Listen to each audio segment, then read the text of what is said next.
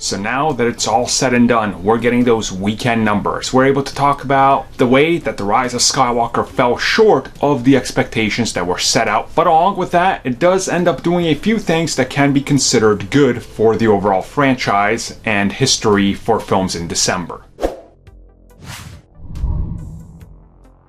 So as you guys can check out down below, the official numbers are starting to come in and they are far less than what was originally reported.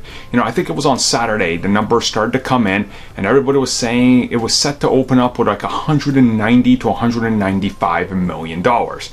Now in that video, I said specifically, we have to wait and see because we never know. Disney's original estimates were 160 million and anything over that would be considered great. Now that the numbers are in, 173 million is what it did in the first 3 days when you look at the opening box office weekend. Now this is still good, but obviously it's a far cry from the previous two films, which both ended up doing over 200 million. But then again, Disney set these expectations and it was the analysts that were saying higher, some even as high as 220. But when we look at it now, you know, this means that yes, the franchise did far less in the opening weekend, which was expected by many, as this has been somewhat of a pattern for Star Wars going back to the originals. And you know, we don't really know what the overall impact on everything is. We could sit here and talk about that all day.